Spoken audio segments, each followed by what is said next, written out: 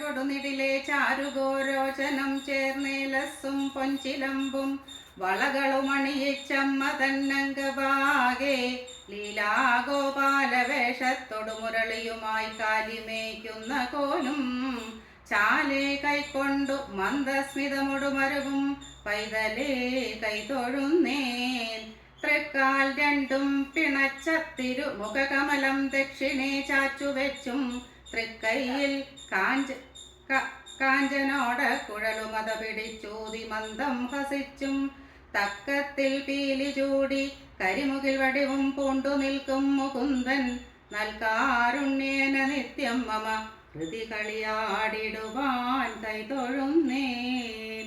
ഹരേ കൃഷ്ണ ഹരേ കൃഷ്ണ. സംപൂജ്യനായ ആചാര്യനും ഈ ഭാഗവത കുടുംബത്തിലെ എല്ലാവർക്കും വിനീതമായ നമസ്കാരം. ഇതിനു മുമ്പ് ഇവിടെ പ്രഭാഷണം നടത്തി എല്ലാവരും പറഞ്ഞു ആദ്യമായിട്ടാണ് എന്ന്. പക്ഷെ ശരിക്കും ഞാൻ ആദ്യമായിട്ടാണ്. അത് നിങ്ങൾക്ക് എല്ലാവർക്കും കേൾക്കുമ്പോൾ തന്നെ അറിയാം. അപ്പോൾ എല്ലാവരും ആദ്യമാണ് പറഞ്ഞിട്ട് പിന്നെ അവരിങ്ങനെ ഒഴുകി വരും അല്ലേ, വായിന്ന് നല്ല തത്വങ്ങളും. അപ്പോൾ എന്നിൽ നിന്ന് അതൊന്നും പ്രതീക്ഷിക്കേണ്ട. രാവിലെ തിരുമേനി പറഞ്ഞ ഞങ്ങൾ പാലക്കാട്ടുകാരാണ്, പാലക്കാട്ടുകാരുടെ ഭാഷ വ്യത്യാസം ഉണ്ടാവും, കേൾക്കാൻ ബുദ്ധിമുട്ടുണ്ട്. എനിക്ക് പ്രഭാഷണ ഭാഷയൊന്നും അറിയില്ല. നമ്മളിങ്ങനെ ഒരു കുടുംബത്തിൽ ഇരുന്ന് വർത്തമാനമൊക്കെ പറയില്ലേ, അങ്ങനെ ഒരു ഭാഗത്തുനിന്ന് തുടങ്ങി എവിടെയോ എത്തും അല്ലേ, ചിലപ്പോൾ മണിക്കൂറോളാവും. അങ്ങനെ നമ്മളെല്ലാവരും കൂടെ ഒന്ന് വർത്തമാനം പറയണമെന്ന് മാത്രം വിചാരിച്ചാൽ മതി. പിന്നെ പ്രഭാഷണം അല്ല, എനിക്ക് പ്രഭാഷണം അറിയില്ല. ഞാൻ എന്നെ തന്നെ സ്വയം പരിചയപ്പെടുത്താം. എൻ്റെ പേര് ബിന്ദു മുരളീധരനാണെങ്കിലും റെക്കോർഡ് വഴിക്ക് എൻ്റെ അച്ഛനും അമ്മയിട്ട പേര് മിത്രവിന്ദയാണ്. ഇപ്പോഴും എൻ്റെ കൂടെ പഠിച്ച എല്ലാവരും മിത്രവിന്ദ എന്നാ പറയും. ഈ പേരിനോട് എനിക്ക് വലിയ താല്പര്യം ഉണ്ടായിരുന്നില്ല പണ്ട്. കാരണം മിത്രവിന്ദ എന്ന പേര് പറഞ്ഞാൽ പോരാ, അപ്പോൾ സ്പെല്ലിങ് പറഞ്ഞു കൊടുക്കണം, അതറിയില്ല. പിന്നെ മിത്രബിന്ദു ആണോ മിത്രവിന്ദയാണോ അങ്ങനെ പറഞ്ഞു കൊടുക്കണം. അങ്ങനെ എനിക്ക് താല്പര്യം ഉണ്ടായില്ല. പക്ഷെ ഇപ്പോൾ ഞാൻ ചെറുതായിട്ട്, അധികമില്ല, ചെറുതായിട്ടൊരു അഹങ്കാരം എനിക്കുണ്ട് ആ പേര് കിട്ടിയതിന്. പിന്നെ ആ മിത്രവിന്ദയ്ക്ക് തന്നെ ഒരു മുരളീധരനെയാണ് ഭഗവാൻ തന്നത്. അത് ഞാൻ ഭഗവാന്റെ ഒരു ഗിഫ്റ്റായിട്ട് സ്വീകരിച്ചിട്ട് ഭഗവാന്റെ പാദത്തിൽ ഞാൻ ശിരസർപ്പിക്കുന്നു. പിന്നെ ഞാൻ കുറേ കാലം ബോംബെയിലായിരുന്നു. ബോംബെയിലാണെങ്കിലും എൻ്റെ ഗുരു കൃഷ്ണപ്രിയ തങ്കമണി പിള്ളയാണ് എൻ്റെ ഗുരു. നാരായണീയത്തിൻ്റെ നാരായണീയം വായിക്കാൻ പറഞ്ഞാൽ ഭഗവാൻ അനുഗ്രഹം കൊണ്ട് ചാടിക്കയറി വായിക്കും. അതിനപ്പുറം ഭാഗവതം വായിക്കും, അത്രയേ ഉള്ളൂ. അങ്ങനെ അവിടുത്തെ ജീവിതമൊക്കെ ഞങ്ങൾ ഇവിടെ നാട്ടിൽ സെറ്റിലായിരിക്കുകയാണ്. ഇവിടെ ഞങ്ങൾക്ക് ചെറിയൊരു നാരായണീയ സമിതിൻ്റെ പേര് വൃന്ദാവനം. ഞങ്ങൾ അതിനകത്ത് തന്നെ കളിക്കുന്ന ആൾക്കാരാണ്. അതായത് ഞങ്ങളുടെ അമ്പലമുണ്ട്, അവിടെ പോയി വായിക്കും. മാസത്തിലെല്ലാ രോഹിണിക്കും നാരായണീയം. അങ്ങനെ ചെറിയ ഇതിനകത്ത് ചുറ്റിപ്പറ്റിയിട്ടുള്ളതേ അറിയുള്ളൂ, പുറത്തേക്കുള്ളത് എനിക്കറിയില്ല. അങ്ങനെയാണ് എൻ്റെ അനിയത്തി രാജി, ഏടത്തിയമ്മയുടെ അനിയത്തിയാണ് രാജി, എന്നെ വിളിച്ച് ഈ കുടുംബത്തിലേക്ക് എന്നെ കൊണ്ടുവന്നത്. ആദ്യം ഞാൻ കുറച്ച് നിരസിച്ചു. എനിക്ക് നിങ്ങൾക്ക് എല്ലാവർക്കും അറിയാവുന്ന കാര്യമാണ്. കാരണം എനിക്ക് ഈ മൊബൈൽ വരെ മ്യൂട്ട് ചെയ്യുക, അൺമ്യൂട്ട് ചെയ്യുക, അതൊക്കെ പഠിച്ചിട്ട് കുറച്ചായിട്ടുള്ളൂ. അപ്പോൾ അത് ഞാൻ ആദ്യത്തെ ദിവസം തന്നെ എനിക്ക് എടുക്കാൻ കിട്ടിയില്ല. എന്നിട്ട് വേറൊരു അധ്യായമാണ് ആചാര്യൻ എനിക്ക് വായിക്കാൻ തന്നത്. അത്രേ അറിവുള്ളൂ, മൊബൈലിനെ പറ്റി ഒന്നും അറിയില്ല. അപ്പോൾ ഞാൻ രാജിയോട് പറഞ്ഞു, പറ്റില്ല രാജി, എനിക്ക് അത്ര പരിചയമില്ല. അപ്പം അങ്ങനെ രാജി പറഞ്ഞു, പറ്റില്ല ചേച്ചി. രാജിക്ക് ഞാൻ ഇടയ്ക്ക് കീർത്തനങ്ങൾ അയച്ചു കൊടുക്കാനുണ്ട്. അപ്പോൾ രാജി ചോദിച്ചു എനിക്ക് എന്തൊക്കെയോ അറിവുണ്ട്, അതിൻ്റെ പേരിലാണ് ഇവിടെ കൊണ്ടുവന്നത്. അത് കഴിഞ്ഞു, ശരി ഞാൻ വായിക്കാം. അപ്പോൾ ഒരു മാസം മുമ്പ് ലിസ്റ്റ് വന്നപ്പോഴാണ് ഞാൻ വീണ്ടും സ്പെല്ലിങ് വായിച്ചു നോക്കി. പ്രഭാഷണം ആണോ? അതെ, പ്രഭാഷണം തന്നെയാണ്.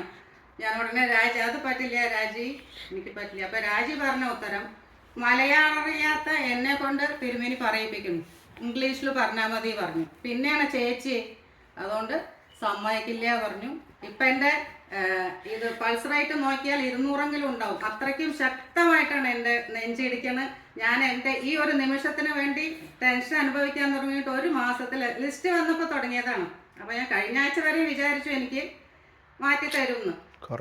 അങ്ങനെ ഇവിടെ പെട്ടിട്ടുണ്ട്. പിന്നെ എനിക്ക് ആരും നേരിട്ട് പരിചയമില്ല, പരിചയം വേണ്ട. ഈ 7 ദിവസം മൊബൈൽ അങ്ങോട്ട് രാവിലെ തുറക്കുമ്പോൾ എൻ്റെ അമ്മയൊക്കെ ഇരിക്കണ പോലെ ഇരിക്കണതേ, വലിയ ചന്ദനമൊക്കെ ഇട്ട് മുണ്ടും വഴിയൊക്കെ ഇട്ട്. എൻ്റെ അമ്മ ഒരുപാട് അങ്ങനെ കീർത്തനങ്ങളൊക്കെ പാടാറുണ്ട്. എല്ലാം പാടും. അങ്ങനെ അമ്മയൊക്കെ ഒരു ഓർമ്മയിൽ അതൊക്കെ വലിയ സന്തോഷം. പിന്നെ ആചാര്യനെ പറ്റിയിട്ടും ഞാൻ ഇതുവരെ ആചാര്യനോട് സംസാരിച്ചിട്ടില്ല. രാജി പറഞ്ഞതാണ് സംസാരിക്കാൻ, നമ്പറൊക്കെ തന്നു. ഉള്ളിൽ ഭയം കൊണ്ടാണ്. അപ്പോൾ പക്ഷെ എനിക്ക് ആ സമർപ്പണ മനോഭാവം ഞാനിപ്പോൾ ഈ 7 ദിവസമായിട്ട് അനുഭവിക്കുന്നുണ്ട്. അപ്പോൾ ഞാൻ എന്തെങ്കിലും പറയും, അതൊക്കെ ഭഗവാന്റെ കാര്യങ്ങളെ പറയുള്ളൂ, അപ്പുറത്തേക്ക് പോവില്ല. അപ്പോൾ അതൊക്കെ കേൾക്കുക, ക്ഷമയോടെ ഇരിക്കുക. എന്തെങ്കിലും തെറ്റുണ്ടെങ്കിൽ അപ്പം വിളിച്ചപ്പോൾ മ്യൂട്ട് ചെയ്തിട്ടില്ല, അൺമ്യൂട്ടാണ് പറഞ്ഞ പോലെ അപ്പം തന്നെ പറഞ്ഞാൽ മതി. അത്ര എനിക്ക് അറിയുള്ളൂ. അതാണ്. അങ്ങനെ ഞാൻ എനിക്ക് കിട്ടിയ ഇത് നോക്കിയപ്പോൾ കിട്ടിയ ഇതാണ് ദശമസ്കന്ധത്തിലെ 37-ാം അധ്യായമാണ്. അതിൽ നോക്കിയപ്പോൾ ഒന്നുമില്ല. കേശിയും വധിക്കുന്നുണ്ട്, വ്യാമാസരനെ വധിക്കുന്നുണ്ട്. ഞാൻ അത് വെച്ച് എങ്ങനെ അരമണിക്കൂർ പറയും? പിന്നെ അമ്മമാരൊക്കെ പറഞ്ഞ പോലെ കുറേ ഇതിന് പോകണം, തത്വത്തിലേക്ക് പോകണം. തത്വം എന്ന് പറഞ്ഞാലൊന്നും എനിക്ക് വലിയ ഒരു വിവരവും ഇല്ല. അങ്ങനെ അപ്പം ഞാൻ ഭഗവാൻ എൻ്റെ ഉള്ളിലിരുന്ന് പറഞ്ഞു, ഒരു കാര്യം ചെയ്യും. അത് രണ്ടാൾക്കൊന്നും അല്ല ഞാൻ മുക്തിയെന്ന് കൊടുത്തിരിക്കുന്നത്. ഒരുപാട് പേർക്ക് മുക്തി കൊടുത്തിട്ടുണ്ട്. ഒരുപാട് പേർക്ക് ചിലവർ അഹങ്കാരം തീർത്തിട്ടുണ്ട്. അങ്ങനെ അതെല്ലാം കൂടി ഒരൊറ്റ പറച്ചിലങ്ങോട്ട് പറഞ്ഞോളാൻ പറഞ്ഞു അകത്തിരുന്നിട്ട്. അങ്ങനെ ഞാൻ അതിനുള്ള തുടക്കമാണ്. എവിടെ എത്തിക്കുന്നോ എവിടെ അവസാനിക്കുന്നോ അറിയില്ല. അപ്പോൾ പ്രഭാഷണം പോലെ കേൾക്കണ്ട. ഒരു കുഞ്ഞനിയത്തി അല്ലെങ്കിൽ മകള് അല്ലെങ്കിൽ ചേച്ചി അങ്ങനെ പെങ്ങൾ അങ്ങനെ ആരെങ്കിലും ആയിട്ട് എന്നെ സ്വീകരിക്കുക. ഞാൻ പറയുന്ന കാര്യങ്ങൾ മനസ്സാൽ സന്തോഷമായിട്ട് സ്വീകരിക്കുക. അപ്പം ഞാനൊരു കീർത്തനം ചൊല്ലുന്നുണ്ട്. മിന്നും പൊന്നിൻ കിരീടം തരിവള കടകം കാഞ്ചി പൂഞ്ചേലമാല ധന്യ ശ്രീവത്സസൽ കൗസ്തുഭമിടകലരും ചാരുദൂരന്തരാളം ശംഖും ചക്രം കഥാ പങ്കജമതിവിലസും 4 തൃക്കൈകളോടും സങ്കീർണ ശ്യാമവർണം ഹരിവപുരമലം പുരയേൽ മംഗളം വാം കുംഭീന്ദ്രൻ പോയി ത്രികൂടാചര സരസിമുദാ വണ്ടകസ്യ സശാപാൽ പിൻകാലിൽ മേൽ കടിച്ച മുതല കടിവിടാഞ്ഞായിരത്താണ്ടുഴന്നും അന്നേരം പോന്നു വന്നൻ മുരരുവുകരുടാരൂഢനായി ധാന്യശക്തിയാൽ നക്രം ചക്രേണ കൊന്ന കരിവരനു സായൂജ്യമേകി മുകുന്ദൻ ഉന്മാനില്ലാഞ്ഞിട്ടൊരു നാൾ ഒരു പിടിയവിലും കൊണ്ടു ചെന്നാൻ കുചേലൻ സമ്മാനിച്ചങ്ങിരുത്തി ത്രിഭുവന പെരുമാൾ ആദരാൽ ചോറു നൽകി. ഇത് നമുക്കൊന്ന് വിശദീകരിച്ചാലോ? മിന്നും പൊന്നിൻ കിരീടം. ഭഗവാൻ എവിടെ ജനിച്ചത്? അവതാരമായി ആനന്ദശായി ദേവൻ അവതാരമായി. എവിടെ? കംസന്റെ കൽത്തുറുങ്കിൽ അവതാരമായി. എന്തായിരുന്നു ദേവകിയമ്മയുടെ ഇത് അല്ലേ? മേല് മുഴുവൻ ചങ്ങല, അങ്ങോട്ടും തിരിയാൻ പറ്റില്ല ഇങ്ങോട്ടും തിരിയാൻ പറ്റില്ല അല്ലേ? ഒന്നാമത് ജയിലിലാണ്, എന്നാലും കംസന് പേടിയായിട്ട് പിന്നെ അതിനെ ചങ്ങലയിട്ടു എന്നൊക്കെയാണ് പറയണത്. അങ്ങനെ ഭഗവാൻ അവിടെ അവതരിച്ച് കുഞ്ഞു വാവയായിട്ട് കിടന്നു. അച്ഛനും അമ്മയ്ക്കും നല്ല സന്തോഷമായി. അങ്ങനെ ആദ്യമായിട്ട് ഭഗവാൻ അച്ഛനും അമ്മയ്ക്കും ശംഖ് ചക്രഗത പങ്കജത്തോട് കൂടിയിട്ടുള്ള ആ ചതുർബാഹുവായ ഭഗവാന്റെ രൂപം കാണിച്ചു കൊടുത്തു. എന്നിട്ട് എന്താ പറഞ്ഞതാണെന്നറിയോ? എല്ലാ ജ്ഞാനവും പറഞ്ഞു കൊടുത്തു. ഞാൻ ഇങ്ങനെ വന്നതാണ്, ദുഷ്ട ഇതിന് വന്നതാണ്, ശിഷ്ട രക്ഷയ്ക്ക് വേണ്ടി വന്നതാണ്. അപ്പം ഞാൻ ഇവിടുന്ന് കുറച്ച് മാറി നിൽക്കും, അത് കഴിഞ്ഞിട്ട് എല്ലാം ചെയ്ത് കഴിഞ്ഞിട്ട് വീണ്ടും നിങ്ങളുടെ അടുത്തേക്ക് വരും എന്നൊക്കെ പറഞ്ഞു.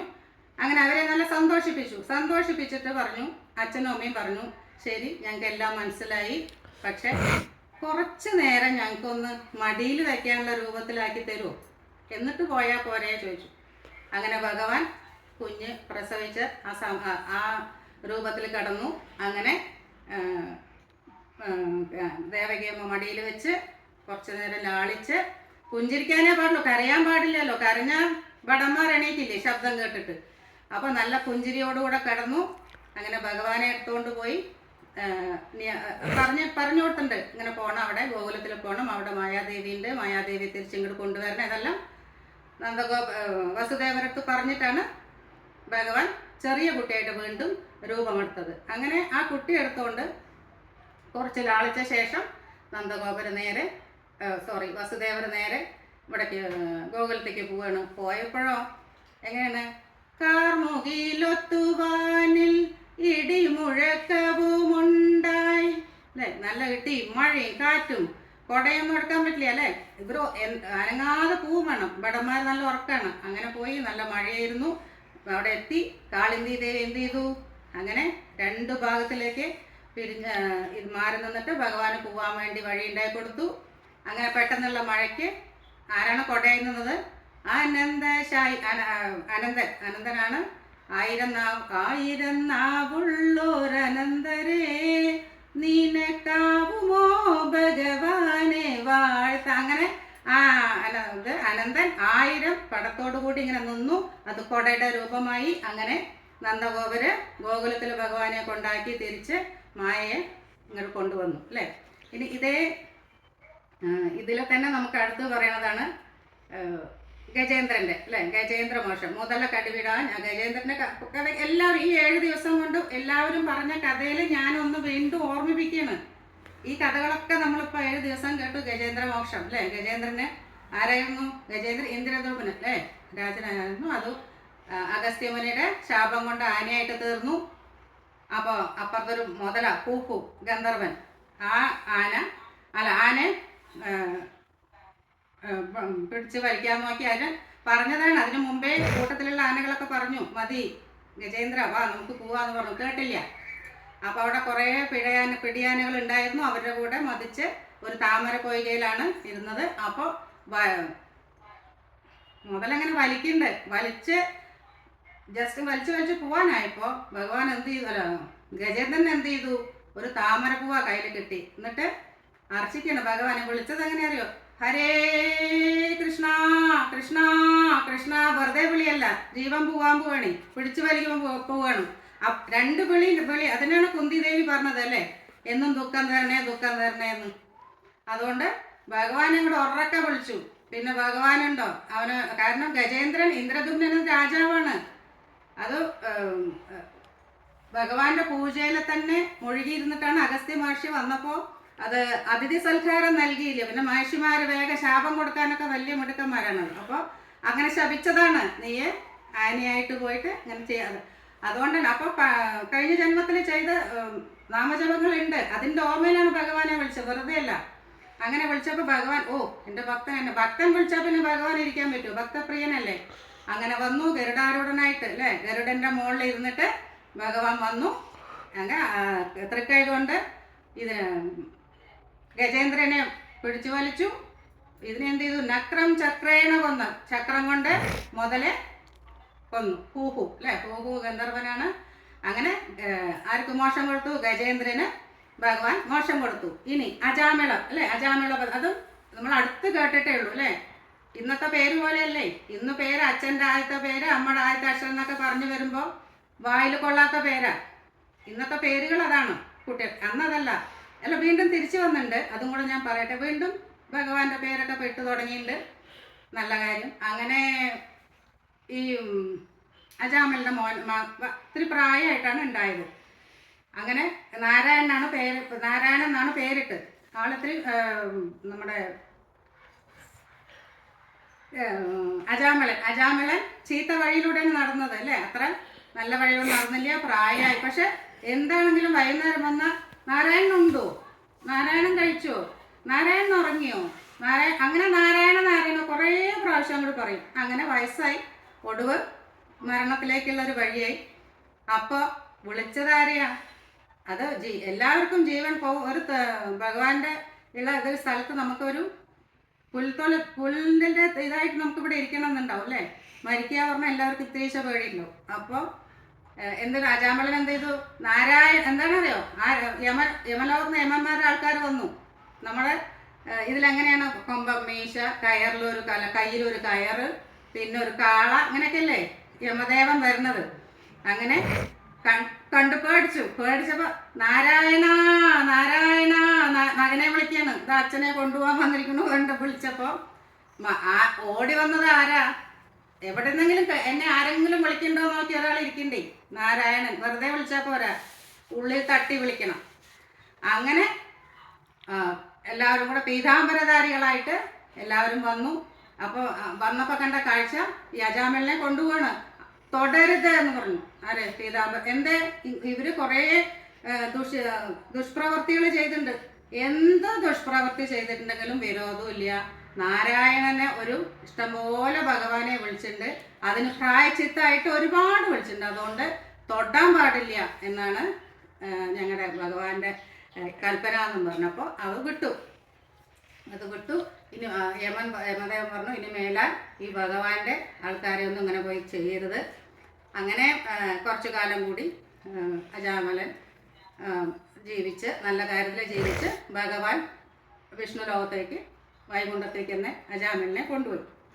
അങ്ങനെ അത് കഴിഞ്ഞു. പിന്നെ നമ്മൾ അടുത്തത് ഉണ്മാനില്ലാഞ്ഞിട്ടൊരു നാളൊരു പിടി അവലും കൊണ്ട് കുചേലൻ്റെ കഥ അല്ലേ? ആർക്കെങ്കിലും അറിയാത്തുണ്ടോ? എൻ്റെ അമ്മ എനിക്ക് പറഞ്ഞു തന്നാണ് എനിക്കിപ്പോഴും ഓർമ്മ. പക്ഷെ അന്ന് സുധാമ എന്നുള്ള പേര് അത്ര ഇല്ല തോന്നുന്നുണ്ട്. കുചേലനാണ്. ഇന്നാണ് സുധാമ എന്ന പേരിന് പ്രചാരണം കിട്ടിയത്. അന്ന് കുചേലൻ അമ്മ പറയേ, കുചേലൻ എൻ്റെ ഭാര്യയ്ക്ക് ഫുൾ നിറച്ച് സ്വർണ്ണവളകളായിരുന്നു, നെക്ലസ് തിരിച്ച് കിട്ടിയപ്പോൾ അതിന് ഞങ്ങൾക്ക് അങ്ങനെയാണ് അമ്മ ഇന്നും കുചേലൻ എന്ന് സുധാമ പറഞ്ഞ ആ കഥകളാണ് ഒരു മുറി നിറച്ച് നെല്ലായിരുന്നു, ഒരു മുറി നിറച്ച് അരിയായിരുന്നു, ഇങ്ങനെയൊക്കെയാണ് അമ്മ പറഞ്ഞു തന്നിട്ടുണ്ടായിരുന്നത്. അങ്ങനെ കുചേലൻ്റെ കഥ എന്താണ് അറിയാലോ അല്ലേ? ഉത്തമ സുഹൃത്താണ് സുധാമ അല്ലേ? അങ്ങനെ ഒരു നല്ല ദാരിദ്ര്യമായിരുന്നു, എന്നാലും ഭഗവാനെ വിളിക്കുന്നുണ്ട്. പക്ഷെ ഭഗവാൻ പറയും സമയമായിട്ടില്ല. അങ്ങനെ ഒരു ദിവസം ആ സമയം എടുത്തു. പത്നി സുധാമൻ്റെ പത്നി പറഞ്ഞു, നിങ്ങളുടെ ചങ്ങാതി അല്ലേ കൃഷ്ണൻ, ഒന്ന് പോയി ചോദിച്ചൂടെ? കിട്ടിയാൽ കിട്ടി, ഇല്ലെങ്കില്ല. നമ്മൾക്ക് ഭക്ഷണം കഴിക്കാനില്ലല്ലോ, ഒന്ന് പോയി ചോദിച്ചൂടെ? ചോദിക്കുക അല്ലേ? പറഞ്ഞ അങ്ങനെ വരികയാണ്. കൃഷ്ണ കൃഷ്ണ കൃഷ്ണ കൃഷ്ണ കൃഷ്ണ പറഞ്ഞിട്ട് വന്നു. ദ്വാരകയിലെത്തി. പിന്നെ ഭടന്മാരൊന്നും ആദ്യം കയറ്റിയില്ല, അതൊക്കെ അറിയുന്ന കഥകളാണ്. അങ്ങനെ വീട്ടിൽ വന്നു. രണ്ടാളും കൂടെ ആദ്യം ഭഗവാന്റെ നിന്ന് സമ്മതം മേടിക്കാൻ വേണ്ടി അവർ വന്നു. അപ്പോൾ ഭഗവാൻ സമ്മതമല്ല കൊടുത്ത് ലക്ഷ്മി ദേവിയും കൂട്ടിയിട്ട് ഓടി വന്നു. ഭഗവാൻ സുധാമനെ സ്വീകരിക്കാൻ ഓടി വന്നു. അങ്ങനെ രണ്ടാളും കൂടി ദ്വാരകയിലെത്തി. പണ്ട് കാര്യങ്ങളൊക്കെ പറഞ്ഞിരുന്നു. ഇന്ധനത്തിന് പോയി. അവിടെ മഴ പെയ്തു. അപ്പം നമ്മൾ എന്താ ചെയ്ത്? നമ്മളൊരു പാറമേലെ കയറിയിരുന്നു. പക്ഷെ അത് പാറയായിരുന്നില്ലേ, കുറച്ച് കഴിഞ്ഞപ്പോൾ അത് ഒരു ആനയായിരുന്നു. രാത്രി ഇരുട്ടും വെട്ടിയും മഴയൊക്കെ ഉണ്ടായിരുന്നു. വിറകിന് വിട്ടതാണ്. ഗുരുപത്നി വിറകിന് വിട്ടതാ രണ്ടാളെയും കൂടി. പെട്ടെന്നാണ് മഴ വന്ന് രാത്രിയായപ്പോൾ പാറ ഏതാ ആന ഏതാന്ന് അറിയാം. ഇത് രണ്ടാളും കൂടി പാറ പുറയെന്ന് പറഞ്ഞിട്ട് ആനയുടെ മേലെ കയറിയിരുന്നു. ആന കുറച്ച് കഴിഞ്ഞപ്പോൾ എണീക്കാൻ നിന്നപ്പോൾ എന്തായി? രണ്ടാളും കൂടി ഒരു മരത്തിൽ ചാടി കയറി പിടിച്ച് രണ്ടാളും കൂടി ഇരുന്നു. അപ്പം അങ്ങനെ കഥകളൊക്കെ പറഞ്ഞിരുന്നു.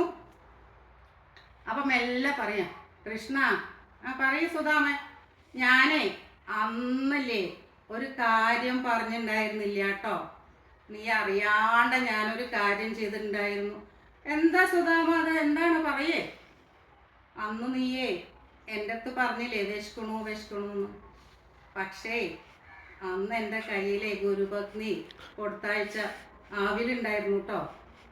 എന്നിട്ട് നീ അങ്ങോട്ട് മാറിയപ്പോൾ ഞാനത് ഒറ്റയ്ക്ക് തിന്നു. ഞാൻ എൻ്റെ അടുത്ത് ഇതുവരെ അത് ഞാൻ പറഞ്ഞിട്ടില്ല കേട്ടോ. അപ്പോൾ എന്താ പറയുക, ഉള്ളിൽ ചെറിച്ചു. അതന്നെയാണ് ഇത്. കിട്ടിയത് ആർക്കും കൊടുക്കാണ്ട തിന്നാനല്ലേ, അത് പാടില്ല. അപ്പോൾ പറഞ്ഞു, സുധാമാവേ, എൻ്റെ കയ്യിൽ അത് ഉള്ളതും എല്ലാം എനിക്ക് അറിയായിരുന്നു. പക്ഷെ നിനക്ക് പണ്ട് തൊട്ടേ നമ്മൾ ഗോപന്മാരെല്ലാവരും നിനക്ക് വിശപ്പ് ജാസ്തിയാണല്ലേ, നീ കഴിച്ചോട്ടെ പറഞ്ഞിട്ട് ഞാൻ മിണ്ടാണ്ടിരുന്ന് എന്ന് പറഞ്ഞു. പക്ഷെ ഞാനേ ഇപ്പം കുറച്ച് അവിൽ കൊണ്ടുവന്നുണ്ട്. അവിൽ കൊണ്ടുവന്നുണ്ട്. എന്നിട്ട് എത്ര നേരം തരാണ്ടിരുന്ന് പറഞ്ഞിട്ട് അതിനെ തട്ടിപ്പറിച്ച് മേടിച്ച് കഴിച്ചു. അങ്ങനെ രാത്രി മുഴുവൻ അവരിരുന്നു. സുഖമായി. പിറ്റേ ദിവസം പോവുകയാണ്. തിരിച്ചു പോകുമ്പോൾ യാത്രയൊക്കെ പറഞ്ഞയച്ചു.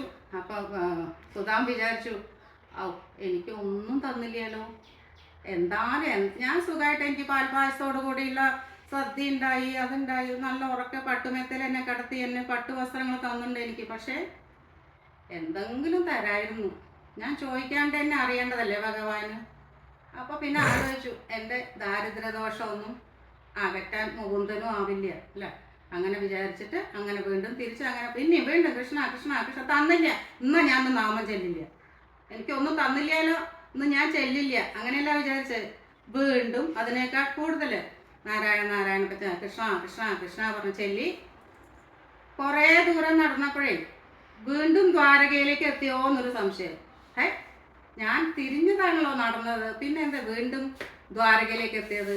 നോക്കുമ്പോൾ എൻ്റെ അമ്മ പറഞ്ഞ പോലെ കുചേലൻ്റെ പത്നി ഇങ്ങോട്ട് ഇറങ്ങി വരിക സർവാഭരണ ഭൂഷിതയായിട്ട്. അപ്പോഴാണ് ഭഗവാന്റെ മഹിമ അറിയുന്നത്. കുട്ടികൾ നല്ല വേഷവിധാനങ്ങളായിരുന്നു. പറഞ്ഞ പോലെ ധാന്യങ്ങളൊക്കെ നല്ലോണം കൊടുത്തു ഭഗവാൻ. അപ്പോൾ ഭഗവാൻ അറിയാം ആർക്ക് എപ്പോൾ എന്ത് കൊടുക്കണമെന്ന്, അല്ലേ? നമ്മളൊന്നും ചോദിക്കണ്ട. അതുകൊണ്ട് ഭഗവാൻ നമുക്കെല്ലാം അറിഞ്ഞു തരും. അങ്ങനെ കുചേലനെ സന്തോഷിപ്പിച്ചു. ഇനി നമുക്ക് എവിടേക്ക് പോകാമെന്നറിയാം. നമുക്ക് പോവാം. മോക്ഷം കിട്ടിയ ആൾക്കാർ നളകൂപരൻ, മണിഗ്രീവൻ, അല്ലേ? ഇവര് വൈശ്രവണ പുത്രന്മാരാണ്. ഇവർ രണ്ടുപേരും. ഇവരെന്താ പറയുക, ശ്രീ പരമേശ്വരൻ്റെ സേവ ചെയ്ത കാരണം ഇവർക്ക് കുറച്ചധികം സൗന്ദര്യവും സമ്പത്തും ഒക്കെ ഉണ്ടായപ്പോൾ ഒരുപാട് അവർ അഹങ്കരിച്ചു. ചീത്ത മാർഗത്തിൽ കൂടെ നടന്നു. പക്ഷെ ഇവരിങ്ങനെ ചീത്ത മാർഗത്തിൽ കൂടി നടക്കേണ്ടവരല്ല എന്ന് ആർക്ക് മനസ്സിലായിരുന്നു? നാരദ മഹർഷി അതുവഴി പോയപ്പോൾ ശാപമൊന്നും കിട്ടിയിട്ടല്ല ഈ ചീത്ത വഴി, പക്ഷെ ശാപമോക്ഷം കൊടുത്തു. ശാപം കിട്ടാതെ ശാപമോക്ഷം കിട്ടിയ ആൾക്കാരാണ് ഇവർ, നളഗോപരനും മണിഗ്രീവനും. അപ്പോൾ നാരദമുനി പറഞ്ഞു, നിങ്ങളൊരു കാര്യം ചെയ്യാം, നിങ്ങൾ രണ്ടുപേരും മരുതുമരങ്ങളായിട്ട് നിങ്ങൾ ശ്രീഹരിയെ ദർശിച്ചിട്ട് അവിടെ പോയിട്ട് സ്വന്തം സ്ഥാനത്ത് സ്വീകരിക്കാൻ പറഞ്ഞു. അവിടുത്തെ ബാലലീലകളൊക്കെ കണ്ടിരിക്കുക. അങ്ങനെ അവിടെ അമ്പാടിയിൽ മരുത് വൃക്ഷങ്ങളായിട്ട് അവർ രണ്ടാളും തീർന്നു. അവിടെ നിന്നു. അങ്ങനെ എല്ലാം കണ്ടു, അവിടുത്തെ ബാലലീല കണ്ട് സന്തോഷമായിട്ടിരുന്നു. അങ്ങനെ ഒരു ദിവസം ആ സമയത്ത് ഒരു ദിവസം ഇന്നത്തെ പോലെ മിക്സിയിൽ അടിച്ചിട്ടല്ല വെണ്ണ എടുക്കുക. അറിയാലോ, കടോലിങ്ങനെ കടഞ്ഞ് എടുക്കും അമ്മമാരൊക്കെ. പ്രത്യേകിച്ച് അന്നാളേക്കുള്ളതല്ല, അവിടെ ഗോകുലത്തിലെ പറഞ്ഞ അവരുടെ വരുമാന മാർഗം തന്നെ അതാണ്, അല്ലേ? പാല് വെക്കുക, മോര് വെക്കുക, വെണ്ണ വെക്കുക, അങ്ങനെയുള്ള. അങ്ങനെ യശോദാമ്മ അങ്ങനെ ഇരുന്ന് കടയായിരുന്നു. തൈര് കടയുന്ന സമയത്ത് ഭഗവാൻ അങ്ങനെ നോക്കി നിൽക്കുക.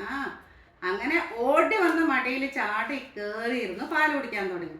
അങ്ങനെ പാൽ കുടിച്ച് അങ്ങനെ രസം കയറി കുടിച്ചോണ്ടിരിക്കും. ഇടക്കന്നിട്ട് നോക്കണ്ട അമ്മേ, അല്ലേ? ആ സമയത്താണ് യശോദാമ്മയ്ക്ക് ഒരു കാര്യം ഓർമ്മ വന്നേ. പാലടുപ്പത്ത് വെച്ചിട്ടുണ്ട്. ഏകദേശം അത് ആവാനായിട്ട് പുതുക്കടി ഒന്ന് പറഞ്ഞിട്ട് അവിടെ അമ്മയെ കൃഷ്ണൻ ഭഗവാനെ താഴ്ത്തിയിരുത്തിയിട്ട് ഓടി പാലിന്. അപ്പോൾ ഭഗവാൻ പറഞ്ഞു, എനിക്ക് അമ്മയ്ക്ക് പാലാണല്ലേ വലുത് എന്നെക്കാട്ടും. അങ്ങനെ ആ കടവലിനെ തന്നെ എടുത്തിട്ട് ആ തൈർക്കടത്തിന് ഉടച്ചു. അത് കഴിഞ്ഞിട്ട് യശോദാമ്മ വരുമ്പോൾ എന്താ, ആ മുറി മുഴുവൻ തൈരും, വലിയ കലാണ്, ചെറുതല്ല. ആ തൈരും പാലും, അല്ല തൈര് കലയ്ക്ക് ഇത് വെണ്ണ ശരിക്കും ആയിട്ടില്ല, അത് മുഴുവൻ കിടക്കുന്നുണ്ട്. അപ്പോൾ ഇതാരാ ചെയ്തതെന്നും എന്താ കാരണമെന്നും യശോദാമ്മയ്ക്ക് മനസ്സിലായി. അങ്ങനെ പുറത്ത് പോയി നോക്കിയപ്പോൾ ആളൊരു ഉരലുണ്ട് അവിടെ. അതിൻ്റെ മേലെ അങ്ങനെ ഇരുന്നിട്ട് കുറേ വെണ്ണ വാരിക്കൊണ്ട് പോയിട്ടുണ്ട്. ഇവിടുന്ന് പൊട്ടിച്ചിട്ടുമുണ്ട്. അത് വാരിക്കൊണ്ട് പോയിട്ട് കുറച്ച് പൂച്ചയ്ക്ക് കൊടുക്കും, കുറച്ച് കാക്കയ്ക്ക് കൊടുക്കും, കുറച്ച് അവനവൻ കഴിക്കും. ഇതും കണ്ടുകൊണ്ടാണ് യശോദാമ്മ വരുന്നത്. യശോദാമ്മ കുറച്ച് എന്താ നീ കാട്ടിയത് പറഞ്ഞ് ചീത്ത പറഞ്ഞു. ഞാൻ ഇപ്പം തന്നെ കെട്ടിയിടാൻ പോകണം പറഞ്ഞിട്ട് ഒരു ദാമം കൊണ്ടല്ലേ കയറ് കൊണ്ട് കെട്ടിയിട്ടപ്പോൾ അമ്മ ദാമം കൊണ്ട് കെട്ടിയിട്ടതുകൊണ്ട് ഭഗവാൻ എന്ത് പേര് വന്നു? ദാമോദരൻ എന്ന പേര് വന്നു, അല്ലേ? കെട്ടിയിട്ടത് പെട്ടെന്ന് കെട്ടിയിട്ടില്ല. കെട്ടിയിടാൻ പോകുമ്പോൾ ഒരു ഇങ്ങനെ പിടിച്ചില്ല എന്ന് വരുമ്പോൾ ഒരു 2 വിരൽ അതിൻ്റെ നീളം കമ്മിയോ. പിന്നെ വേറൊരു കയറെടുക്കും, അതിങ്ങനെ ഞങ്ങളുടെ പാലക്കാടൻ ഭാഷയിൽ പറഞ്ഞ ഏച്ചു കൂട്ടും. അപ്പോൾ വീണ്ടും അത് കമ്മിയാവും. ഏച്ചുകൂട്ടിയാൽ മഴച്ചിരിക്കുന്ന പറഞ്ഞ പോലെ കിട്ടില്ല. അപ്പോൾ ദേവി യശോദാമ്മ അങ്ങോട്ട് വേർത്ത് കുളിച്ചു. ഭക്തന്മാർ വേർത്ത് കുളിക്കുന്ന കാണാൻ പറ്റുമോ? കണ്ണന് ഇല്ല. അതും പ്രത്യേകിച്ച് അമ്മയാകുമ്പോൾ വേഗം എന്നെ കാരുണ്യത്തോട് കൂടിയിട്ട് അങ്ങനെ ഒതുങ്ങി നിന്നു, എന്നെ ബന്ധനസ്ഥനാക്കിക്കോളൂ എന്നുള്ള ഭാവത്തിൽ അങ്ങനെ വലിയ കേമം കാണിച്ചിട്ട് യശോദാമ്മ വേഗം കെട്ടിയിട്ടു. കിട്ടിയ തക്കത്തിന് കെട്ടി, നീ കുറച്ച് നേരം ഈ ഓരലിൽ തന്നെ കിടക്ക് വേണ്ട, അവിടെ കെട്ടിയിട്ടു. കാരണം എനിക്കിനി അതൊക്കെ നേരാക്കണ്ടേ, അതുവരെ നീ എവിടെയും പോകണ്ട, നീ ഇവിടെ കിടക്കുക വേണ്ട. അങ്ങനെ കെട്ടിയിട്ടു. അമ്മ പോയ തക്കത്തിന് ഒരലിൻ്റെ ഉള്ളിൽ കുറച്ച് വെണ്ണ വെച്ചിട്ടുണ്ടായിരുന്നു. ഇവർക്ക് കൊടുത്ത ശേഷം ആ വെണ്ണയെടുത്ത് തിന്നു തുടങ്ങി. അങ്ങനെ മെല്ലെ കുഞ്ഞിക്കാലമുണ്ട്. ഭഗവാൻ അതന്നെ വേണ്ടേ, കാരണം ഇവിടെ മരുന്നുമരങ്ങളായ ഇവരെ മോക്ഷം കൊടുക്കാനുള്ള സമയമായി, അല്ലേ? അപ്പോൾ അതിനാണ് ഇതൊക്കെ ചെയ്ത്. അങ്ങനെ മെല്ലെ മുട്ടുകുത്തിയിട്ട് എന്ത് ചെയ്തു എന്നറിയോ? ഈ 2 മരത്തിൻ്റെയും നടുവിൽ കൂടെ പോയി. സൈഡിൽ കൂടെ പോയാൽ പറ്റില്ല. അങ്ങനെ നടുവിൽ കൂടെ ഭഗവാൻ പോയി. പക്ഷെ ഒരലെന്തായി? കിടക്കുവോ? ഇല്ല. അപ്പോൾ ഒന്നും കൂടെ വലിച്ചപ്പോൾ ആ 2 മരുതുവൃക്ഷങ്ങൾ താഴെ വീണു. അത് അങ്ങനെ അവർ എന്താ പറയുക, മോക്ഷം കിട്ടിയിട്ട് അവർ ഭഗവാനെയൊക്കെ സ്തുതിച്ച് അങ്ങനെ ഇരുന്നു. അങ്ങനെ ഭഗവാൻ അവനും ഇത് കൊടുത്തു. ഭഗവാൻ അവർക്ക് രണ്ടാൾക്കും മോക്ഷം കൊടുത്തു. അവർ രണ്ടാളും ഭഗവാനെ നല്ലോണം സ്തുതിച്ച് പാടി അങ്ങനെ അത് അവിടെ എത്തി. പിന്നെ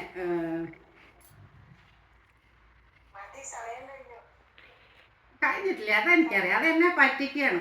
പിന്നെ നമുക്ക് അമ്പാടിയിലുള്ള ബാലലീലകളെ പറ്റി നോക്കാം അല്ലേ. കുറേ ബാലലുണ്ട്. എന്തൊക്കെയാണ്? ഒന്ന് രണ്ടെണ്ണം പറയാന്നൊക്കെ ഈ പറഞ്ഞ പോലെ ശരിക്കുള്ള ആചാര്യം പറയും സമയം കഴിഞ്ഞ് നിർത്താൻ. അപ്പം ഞാൻ പെടും. അതുകൊണ്ട് ചെറിയ ബാലലീലകൾ കുറച്ച് പറയാം. ഒരു ഗോപികയുടെ വീട്ടിൽ നെയ്യുണ്ടാക്കിയിരുന്നു. അത് നെയ്യപ്പം. നമ്മളെ പോലെ എണ്ണയും നെയ്യും കൂടെ മിക്സ് അല്ല കേട്ടോ, പ്യുവർ നെയ്യാണ്. അവരുണ്ടാക്കിയ നെയ്യ് തന്നെ ഫുള്ള് നെയ്യപ്പാണ് ഉണ്ടാക്കുക. അതിൻ്റെ മണം വന്നു ഭഗവാൻ. ഓട്ടിപ്പോയപ്പോൾ കൊടുത്തു. രണ്ടെണ്ണം കൊടുത്ത പറഞ്ഞു എനിക്ക് ഇനിയും വേണം.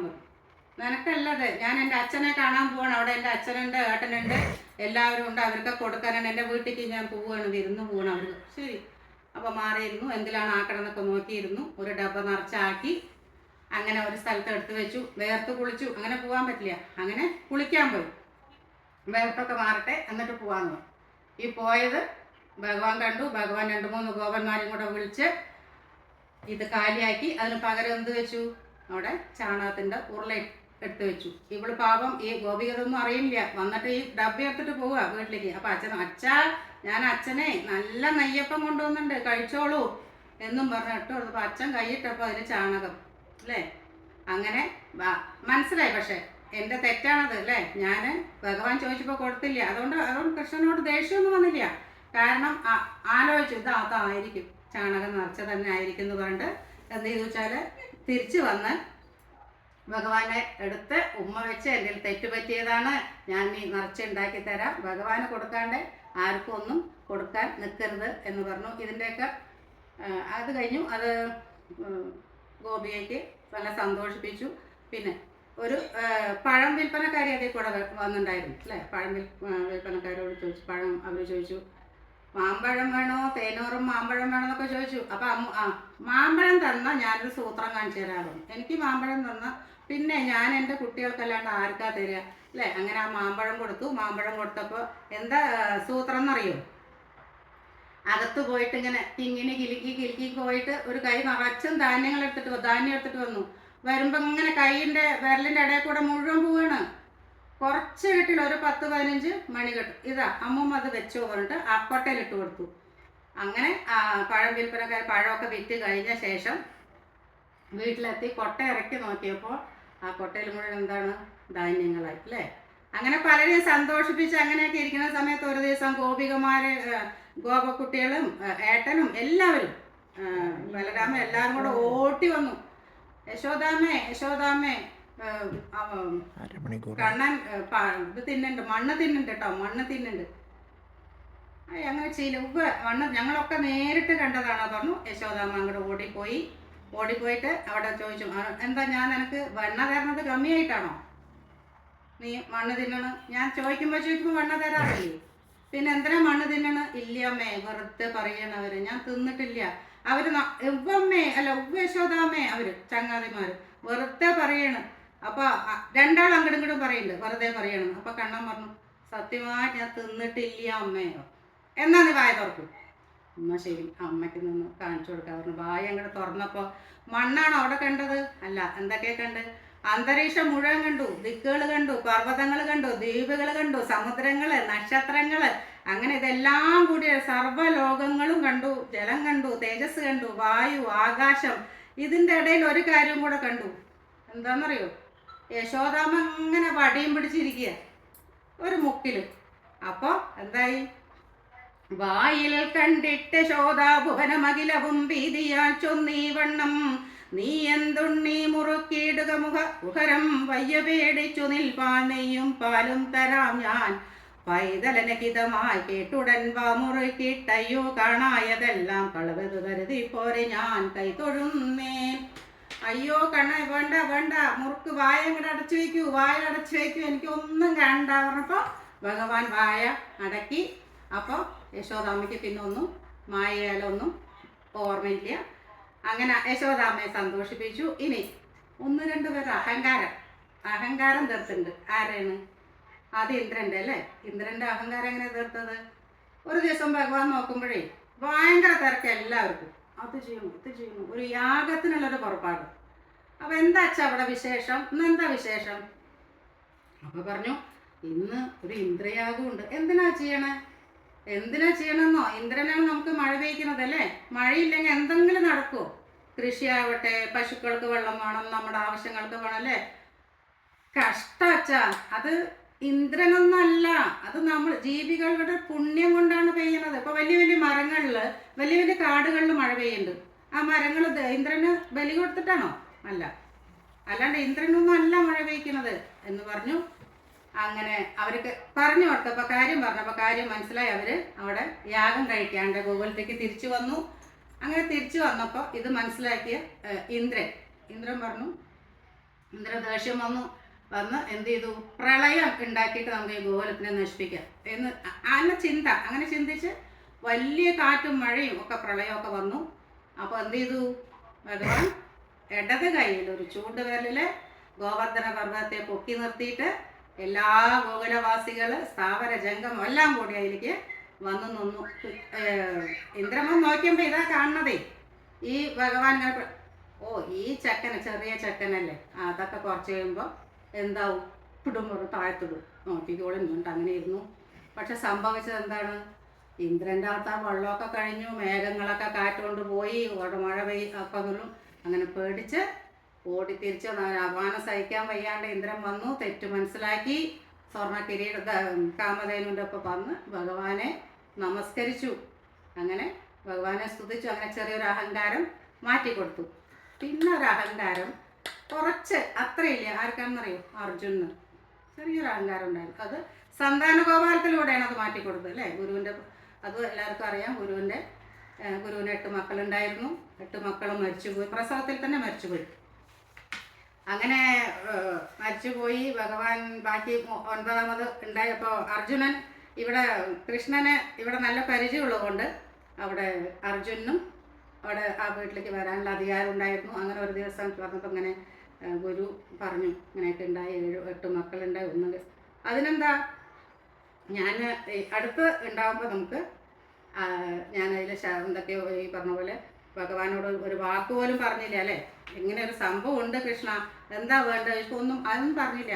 അങ്ങനെ ശരസമൂഹം, ദിവ്യാസ്ത്രം, അങ്ങനെ എല്ലാം കൂടി ഒരു ശരക്കൂട്ടം, ശരങ്ങളോടൊരു കൂട്ടാക്കിയിട്ടൊരു ഈറ്റില്ലത്തിന് ഒരു ഇത് കൊടുത്തു, സംരക്ഷണം കൊടുത്തു. അങ്ങനെ സംരക്ഷണം കൊടുത്തു. അങ്ങനെ ഗുരുഭക്തി പ്രസവിക്കാനായി. ഒരു കരച്ചിൽ പോലും കാണാനില്ല. അവിടെ എന്തുണ്ടായി?